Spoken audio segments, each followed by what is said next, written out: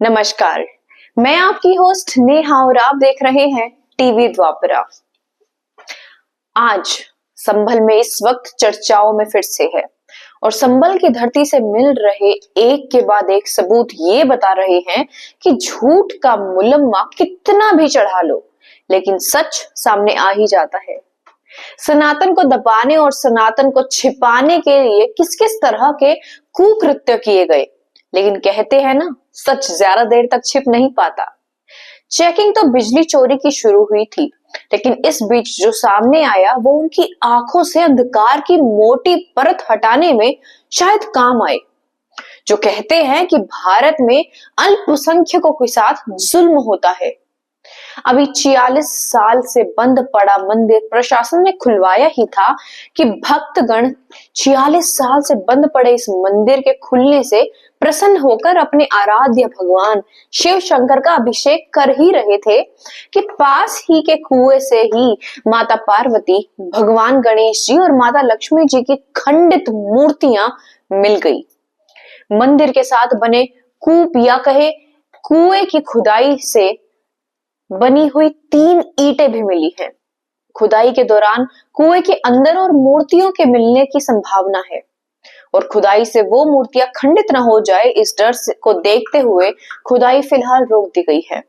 इस बारे में अधिकारियों का कहना है कि कुएं की खुदाई के दौरान करीब करीब 15 से 20 फीट पर खंडित हो चुकी ये मूर्तियां निकली हैं, जिनकी लंबाई करीब 7 से 8 इंच है और ये मूर्ति माता पार्वती, मां लक्ष्मी और भगवान गणेश जी की है।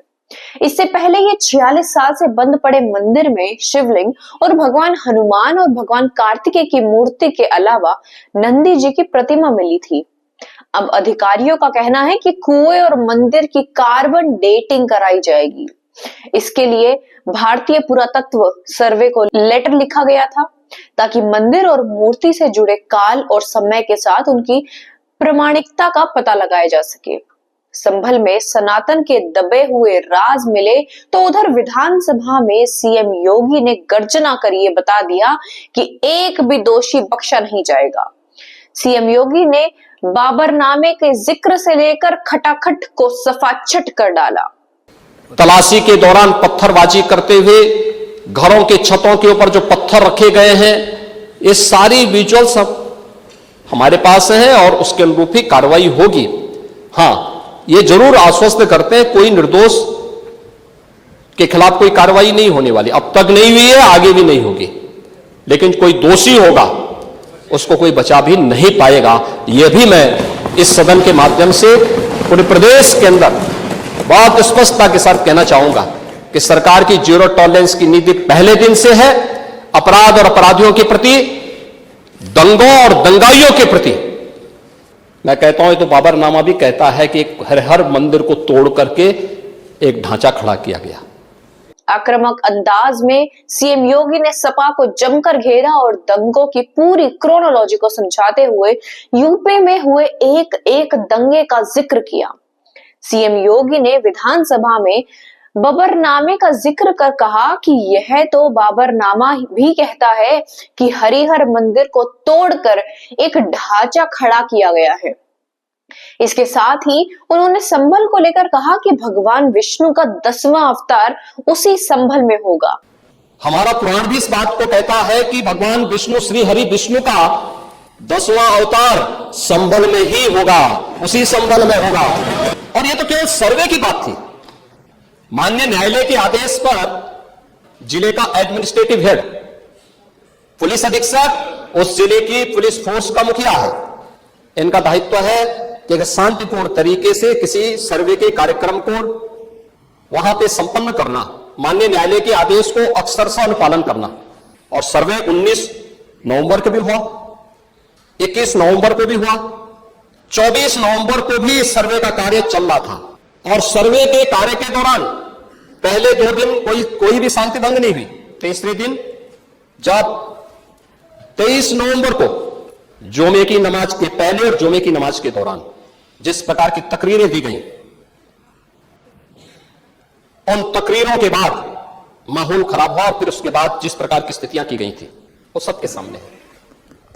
उन्होंने कहा कि यह तो केवल सर्वे की बात थी। न्यायालय के निर्देश जिलाधिकारियों ने सर्वे पूरा कराया, लेकिन जुमे की नमाज के दौरान दी गई तकरीरों के बाद माहौल बहुत खराब हुआ था। मुख्यमंत्री योगी आदित्यनाथ ने संभल मामले पर चर्चा करते हुए कहा कि 1947 में हिंसा में एक मौत होती है, 1948 में 6 लोग मारे जाते हैं, 1958 में और 1962 में भी दंगा होता है, 1976 में 5 लोगों की मौत होती है, वहीं 1972 में 184 हिंदुओं का सामूहिक रूप से हत्या कर दी गई थी और उन्हें जला दिया गया था। 1980 और 1982 में हुए दंगे में एक शख्स की मौत हुई थी। वहीं 1986 में 4 लोग मारे गए, 1992 में 5 और 96 में 2 मौतें हुई थी।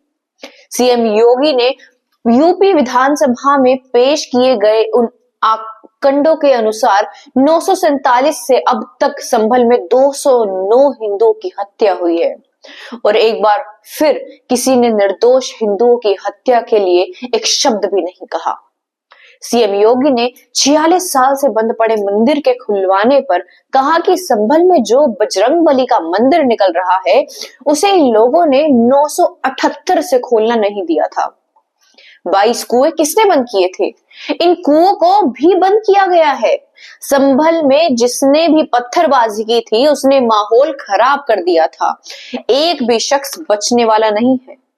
सीएम योगी ये साफ कह चुके हैं कि संभल हिंसा के दोषियों को किसी भी सूरत में बख्शा नहीं जाएगा और एक दंगाई की पहचान कर उसे सजा दिलाई जाएगी। लेकिन इस सब के बीच संभल में जिस तरह से पिछले 46 साल के बाद खुला मंदिर और फिर कुओं से मिल रही खंडित मूर्तियां और सनातन के निशान मिले हैं, उससे एक बार फिर संभल चर्चाओं में आ गया है और पुलिस प्रशासन ने किसी भी अप्रिय घटना से बचने के लिए सुरक्षा व्यवस्था को कड़ा कर दिया है। आज के लिए बस इतना ही। ऐसे ही खबरों के लिए जुड़े रहें हमारे साथ। तब तक के लिए धन्यवाद।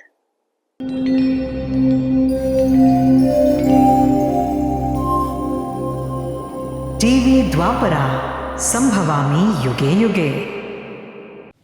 अगर ये प्रोग्राम आपको अच्छी लगी तो लाइक, शेयर और कमेंट करें। टीवी द्वापरा के प्रोग्राम्स को हमेशा देखने के लिए सब्सक्राइब करें, बेल आइकॉन दबाएं।